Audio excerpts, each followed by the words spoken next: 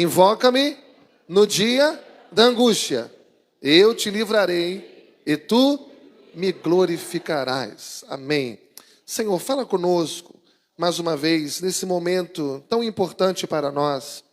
O momento em que nós nos separamos para ouvir a Tua palavra. A Tua palavra, Senhor, é poderosa. A Tua palavra um dia transformou a nossa vida, Pai. E nós cremos que ela pode fazer mais uma vez nesta manhã. É o que te pedimos, te agradecendo em nome de Jesus. Amém e amém. Glória a Deus.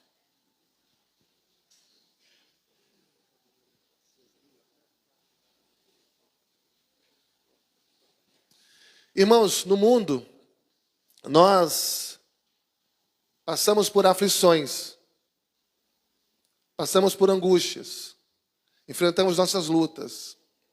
Eu estava dizendo para alguém nessa semana que parece que a nossa vida é como uma montanha russa. Tem hora que você está lá em cima, tem hora que você está lá embaixo, mas tem hora que parece que de lá de cima para baixo é numa velocidade muito grande. São muitas emoções, mesmo sendo crentes, mesmo sendo fiéis a Deus, nós não estamos isentos de momentos de angústias. E eu quero meditar com vocês hoje sobre essa promessa de Deus. Já falamos sobre esse versículo aqui, já usamos algumas vezes, e cada vez que falamos sobre ele, e sobre tantos outros, Deus nos transmite algo diferente. O texto que a gente leu diz que Deus promete nos livrar de toda angústia. Ele primeiro descreve aqui uma situação no dia da angústia. No dia da angústia. Eu creio que um dos sentimentos humanos mais difícil de se descrever é a angústia. Você poderia ter facilidade de descrição de alguns termos, mas a gente falar sobre angústia engloba tantas coisas difíceis, ruins, é difícil descrever. Algumas pessoas entendem que a angústia é uma reação natural do nosso corpo. Outras pessoas já tendem a entender que a angústia é uma doença, talvez um transtorno mental,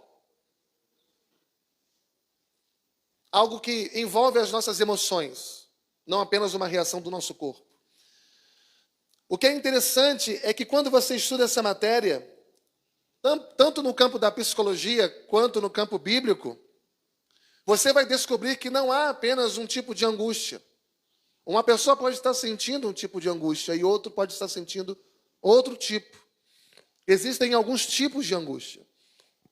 No primeiro momento, é aquilo que chamaríamos de angústias internas, que não tem uma causa externa.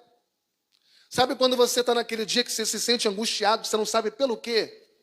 Você não pensa o quê, não vem nada na sua mente, você só sente que tem algo que te sufoca, que te angustia. Aí alguém, para tentar explicar isso, vai dizer, eu estou com um mau pressentimento. Ou então você pensa logo em alguém. Será que aconteceu algo com meu filho? Né? Ou com uma outra pessoa que está muito ligado a você, porque você sentiu aquela situação interna sem aparentemente uma causa externa. Mas normalmente é aquela angústia que está presente no coração de uma pessoa deprimida. Um exemplo, acontece isso. Alguém enfrentando um momento de depressão, ela se sente angustiada. Também daquele que está enfrentando um transtorno mental de ansiedade, outro enfrentando uma síndrome do pânico. Essas angústias estão permeando pessoas que estão enfrentando situações assim. Às vezes, a razão da angústia, ela não está fora de nós, mas dentro de nós. Eu não sei quantos estão aqui nessa manhã que em algum momento, ou talvez até mesmo essa noite, foram dormir bem, mas acordaram angustiados. Estava tudo bem ao deitar, mas ao levantar, às vezes acordar de madrugada ou bem cedo, sentiu-se muito, muito preocupado, muito ansioso, mesmo sem motivo. No segundo momento aqui, a angústia é aquilo que chamamos de angústias que são geradas por situações externas. Circunstâncias externas acontecem à nossa volta. E aquele problema não se limita apenas lá fora, mas vem para dentro de nós. É a angústia da tribulação, é a angústia das provações, que na maioria das vezes são uma fase que nós enfrentamos na nossa vida. Mas também existe a angústia de origem espiritual. De origem espiritual. Paulo vai colocar lá em Efésios, no capítulo 6, ele vai chamar o dia da angústia. No outro momento ele vai chamar o dia mau. É aquele dia inesperado, que a gente não gosta de passar por ele, mas todos passamos.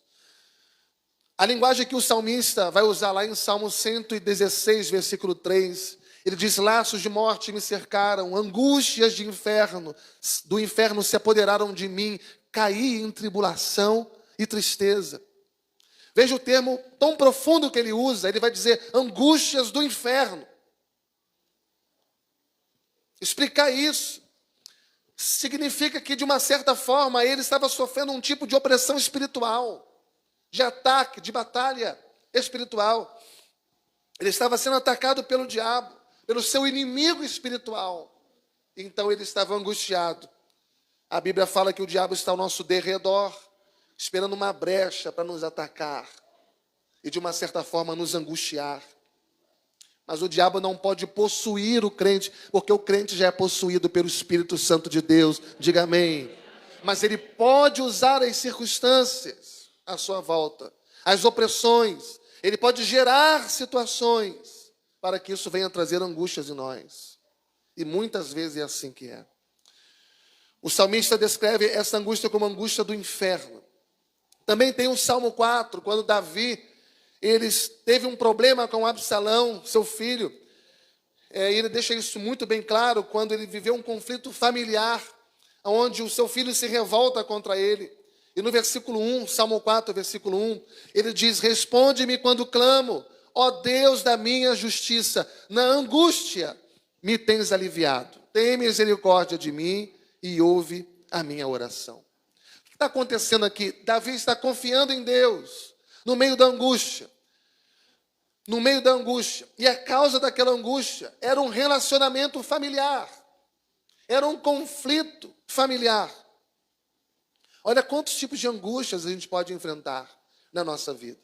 Talvez você esteja aqui hoje vivendo também alguma angústia. Quem sabe não é a angústia também da solidão. Algumas pessoas enfrentam. Outras, a angústia da decepção. Você talvez não sabe o que está acontecendo, mas o coração está entristecido, angustiado, a mente está inquieta, talvez vivendo situações complicadas na sua vida. A gente chama isso o dia da angústia. E o que acontece com a gente no dia da angústia?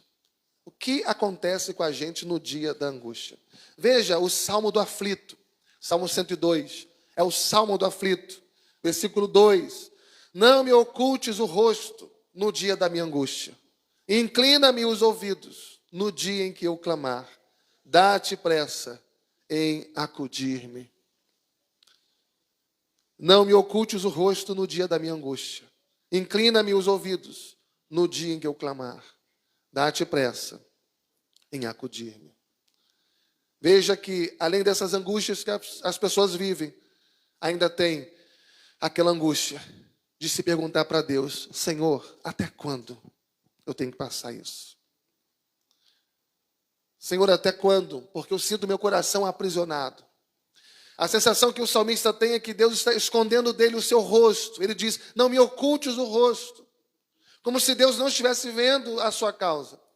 Como se Deus não estivesse percebendo aquela situação, aquela angústia que ele estava enfrentando na sua vida. Mas esse Salmo, irmãos, 50, versículo 15, que é o nosso texto base, ele é uma promessa de Deus. E você sabe, a palavra de Deus é como uma farmácia. A palavra de Deus é como uma farmácia. E cada promessa da palavra de Deus é um medicamento para a nossa alma. A palavra de Deus é como uma farmácia e cada promessa é um medicamento de Deus para a nossa alma. E eu quero dizer para você que não existe problema, não existe angústia, não existe doença, não existe perturbação que você esteja passando na sua vida, que não haja uma promessa de Deus, um remédio de Deus para o seu coração. A Bíblia é como um celeiro de Deus, é como a despensa de Deus, e as promessas de Deus são alimento para a nossa alma. Todas as vezes você precisa ir lá e se alimentar dessa promessa, se alimentar, dessedentar-se nesta palavra, nesta promessa. Se você então estiver faminto, estiver com fome, desesperado, angustiado, sedento, vá ao celeiro de Deus, vá à despensa de Deus, pega uma promessa na palavra de Deus, se apropria desta promessa e Deus vai abençoar a tua vida. Não fique batendo em outras portas. Não fique buscando outros caminhos. Não fique indo a outras pessoas. A palavra de Deus é suficiente para nutrir você. É suficiente para dessedentar você, para curar você. No dia da angústia. Então, o que nós vimos até agora é o quadro. Nós temos o quadro, o contexto, a situação. E agora Deus dá uma ordem. No dia da angústia, invoca-me. Invoca-me. Geralmente, quando a gente está passando por angústia, a gente conta para outra pessoa. A gente procura alguém. A gente murmura o tempo todo. A gente vê a vida com óculos escuros. Angustiados, com os corações angustiados, a vida perde o brilho, perde a cor. A vida se torna monocromática. E aí, verbalizamos um para o outro, nos queixamos uns com os outros. E procuramos causas, e procuramos culpas, e procuramos pessoas. Na maioria das vezes é assim. Mas Deus está sendo bem direto aqui. Bem direto porque Ele usa aqui um pronome pessoal, um pronome oblíquo. Ele diz, invoca-me. E a Bíblia diz que todo aquele que invocar o nome do Senhor será salvo. Salvo não apenas da salvação eterna, mas salvo de libertação das situações. Essa invocação aqui, invoca-me, só é possível para mim e para você porque nós temos a mediação de Cristo. Quando você invoca a Deus, é Jesus que está mediando isso, porque a nossa fé está em Jesus. E nós temos aqui uma promessa de Deus que está traduzida por uma ordem. E quando Ele ordena, nós não podemos desobedecê-lo. Porque quando Deus ordena, é porque a solução para a minha angústia está na obediência a essa ordem. Se Deus está te dando uma ordem, não desobedeça. Porque se Ele está te dando uma ordem, é exatamente na obediência dessa ordem que está a solução do problema que você está apresentando a Ele. Amém, irmãos? Vamos entender o que o profeta Jeremias, ele coloca no capítulo 29, quando Deus ordena que oremos a Ele no tempo da angústia. Esse tempo da angústia tem um propósito para mim e para você. Não despreze o teu deserto. Não despreze as suas dores. Não despreze o seu tempo de angústia. Porque mesmo ali, Deus tem um propósito para nós. Tem gente que só ora quando está angustiada. Tem gente que só ora quando o problema vem, quando as circunstâncias adversas vêm. Deus não desperdiça sofrimento na vida dos seus filhos. Esteja certo disso. Jeremias capítulo 29, versículo 11. Deus diz assim: eu é que sei que pensamentos tenho a vosso respeito, diz o Senhor. Pensamentos de paz e não de mal, para vos dar o fim que desejais. Vamos ler juntos o versículo 12 e 13? Então, todos juntos. Me invocareis, passareis a orar a mim, e eu o ouvirei. Buscar-me-eis e me achareis, quando me buscardes de todo o vosso coração. Amém? Que coisa preciosa, irmãos. No dia da angústia, o dia da angústia está dentro desses pensamentos, entre esses planos. O dia da angústia também está nos propósitos de Deus. Ele quer nos provar ali. Ele quer mostrar a sua glória ali. Ele quer mostrar o seu poder ali. E aqui a ordem e a solução que ele dá para mim e para você é: eu vou permitir você passar no momento de angústia, mas quando você entrar nessa fase de angústia, eu quero que você clame a mim, eu quero que você se aproxime de mim, eu quero que você se achegue a mim, eu quero que você tenha experiência comigo. E é nessa hora a gente percebe quem é o crente ouro e o crente palha. Imagina o ouro e a palha sob o poder do fogo das provações. E o que acontece com a palha quando pega fogo? Ela se dissipa. Mas o ouro, quanto mais fogo tem, mais ele se torna puro.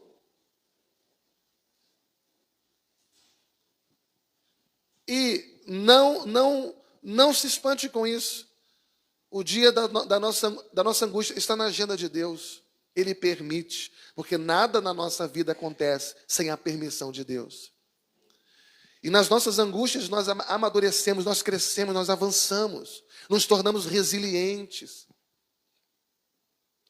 Nós nos tornamos mais humildes, porque nós percebemos que nós não somos super-heróis. Nossos pés são de barro, nós somos do pó e dependemos das pessoas.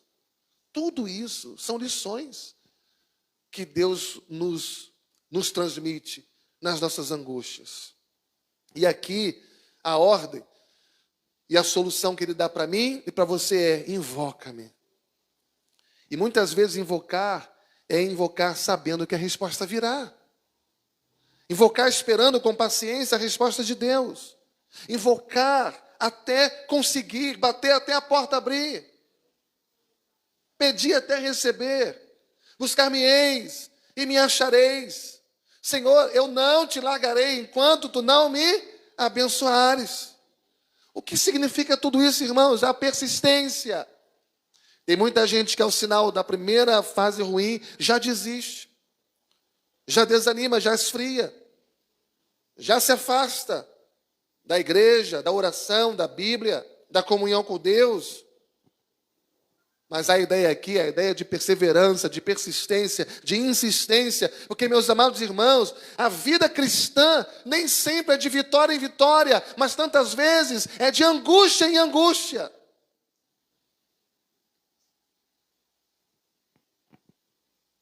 Porque tantas vezes nós seremos incompreendidos, caluniados, perseguidos. E no tempo da angústia, diz Jeremias 14 que Deus é a nossa esperança. 29 e 14. Que Deus é a nossa esperança. Deus é a nossa esperança. E que tal nós obedecermos hoje? Se Ele está dando uma ordem, invoca-me. Invoca-me. Veja que Ele não diz assim: eu vou mandar alguém. Ele não diz: olha, invoca-me porque eu vou mandar um anjo. Alguns anjos estarão ao seu redor. Ele diz: não, invoca-me, porque eu, pessoalmente, eu te livrarei. E aqui, irmãos, entra uma coisa maravilhosa. Porque se a ordem está no presente, invoca-me, a promessa está no futuro. Eu te livrarei. Significa que para que Deus venha mudar o nosso futuro, é necessário que eu ore agora no presente. É necessário uma postura minha hoje. Aquele que leva no presente a preciosa semente, andando e chorando enquanto semeia, voltará no futuro com alegria, trazendo seus feixes. Lembra quando Ana entrou no templo? Ela foi invocar o nome do Senhor, ela foi clamar a Deus, ela foi orar, e ela derramou o seu coração na presença de Deus, porque ela estava com angústia, ela estava profundamente angustiada, mas quando ela termina de orar, diz o texto que o seu semblante já não era mais o mesmo. Ela entra angustiada, mas ali ela se derrama, ali ela chora, ali ela invoca, e quando ela levanta, o seu semblante já não é mais o mesmo. Deus muda a nossa sorte quando nós invocamos o nome dEle. Quando nós clamamos a Ele de todo o nosso coração. Meus amados irmãos, Invoca-me no dia da angústia. Eu te livrarei. Isso aqui é uma promessa de Deus. A gente poderia fazer um estudo do caráter de Deus. Será que Deus, ele realmente é poderoso para nos livrar? Ou será que a sua oração, ela seria uma oração em vão? Ou uma oração consistente, relevante, porque orando sabendo que Deus realmente é poderoso para fazer. Será que existe alguma coisa na sua vida que Deus não possa resolver? Será que existe alguma angústia na sua vida que Deus não possa sarar? Será que existe alguma perturbação, alguma tribulação na sua vida que Deus não possa livrar você? Será que existe algo impossível para Deus fazer na sua vida? Eu te livrarei, diz o Senhor. Ou seja, pessoalmente. Olha o que diz em Isaías 41, versículo 10. Não tenha medo, porque eu sou contigo. Não te assustes, porque eu sou teu Deus. Eu te fortaleço, eu te ajudo, eu te sustento com a minha destra fiel. Isaías 41 e 10. Veja o que ele diz no versículo 13. Porque eu, o Senhor, teu Deus, veja aqui a tela, olha. Te tomo pela tua mão direita e te digo o quê? Não temas, que eu te ajudo. Amém, irmãos? Quem ajuda? Deus, pessoalmente. Ele não manda outro. Quando ele resolveu nos salvar na cruz, ele veio pessoalmente. Quando ele foi assunto aos céus, ele enviou o seu Espírito. E ele disse, eis que eu estou convosco todos os dias até a consumação dos séculos. Então, ele está contigo, ele está comigo todos os dias, inclusive no dia da angústia. Se você está angustiado, ou se você está passando qualquer outro tipo de problema, Deus está com você. Deus está com você.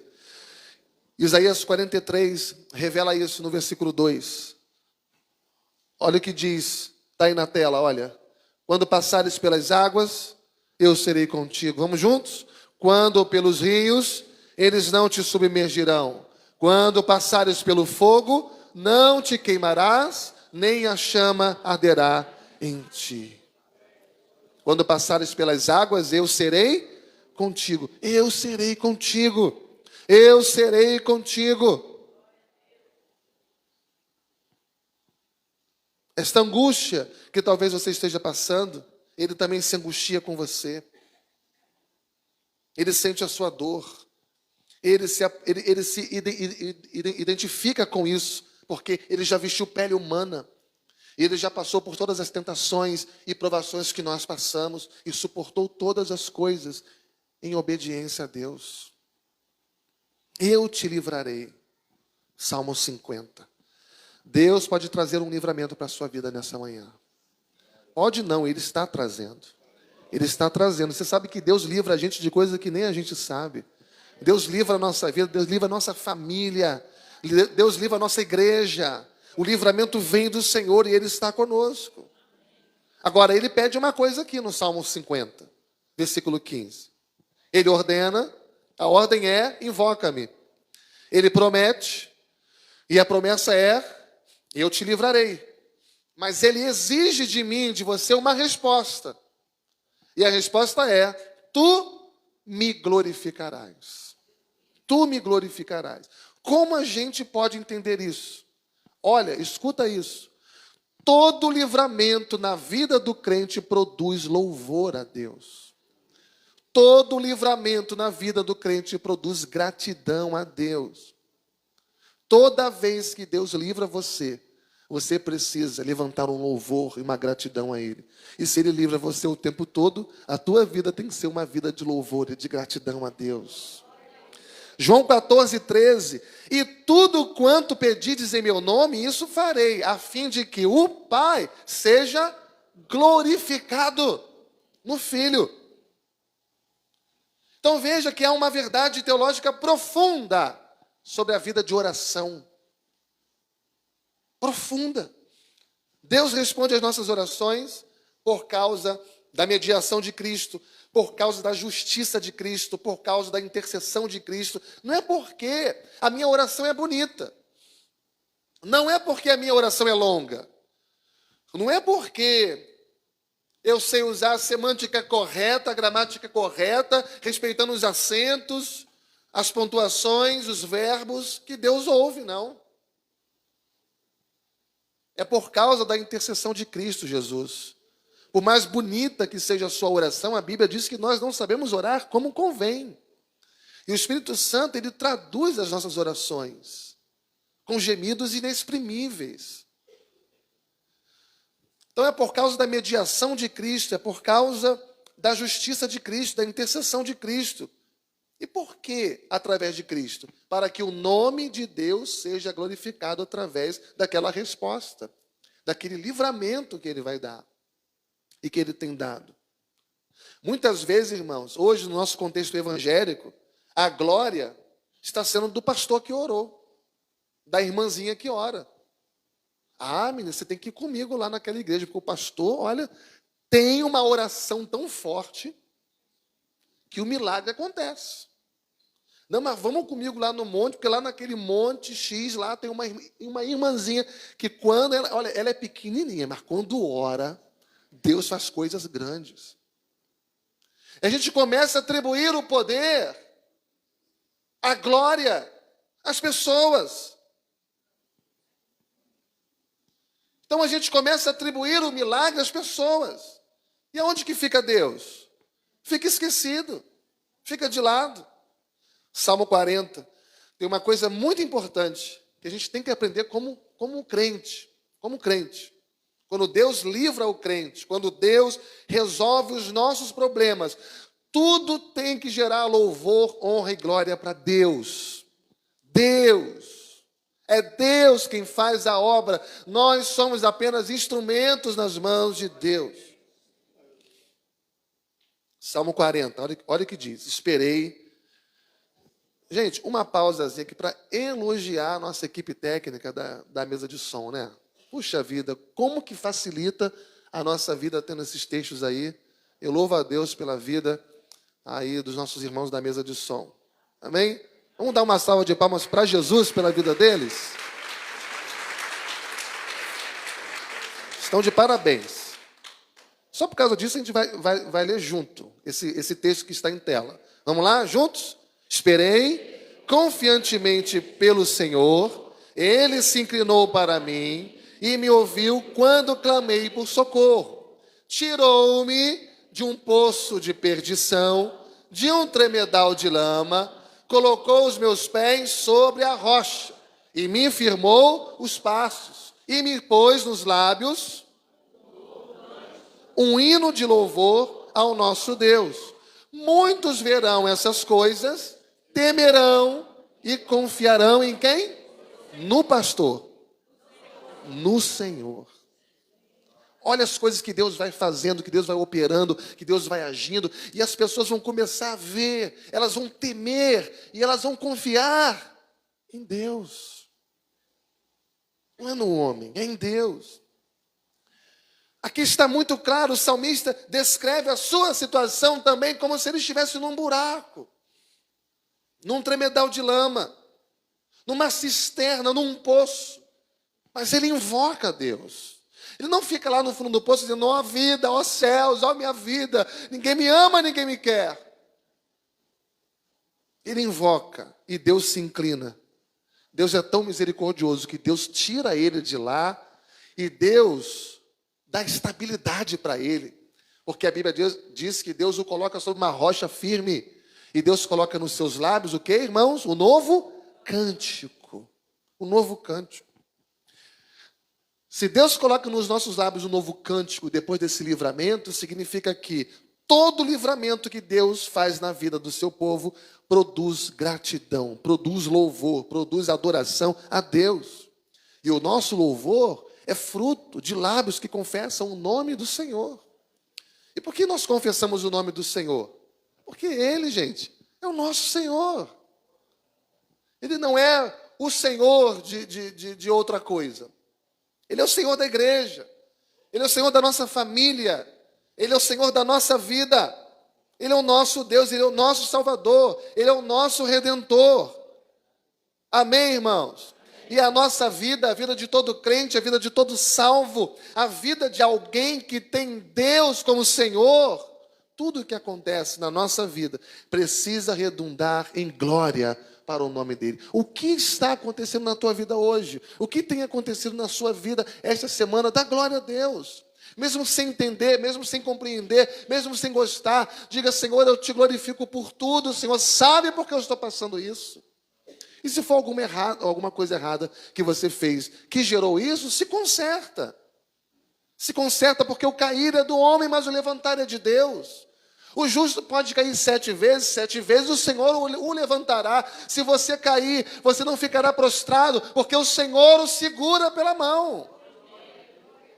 Agora, se não for algum problema que você fez, se for apenas circunstâncias normais da vida que geram angústia em nós, glorifica a Deus. Não murmure, não reclame, não dê um péssimo testemunho, mas exalta o Senhor por tudo. Amém, irmãos?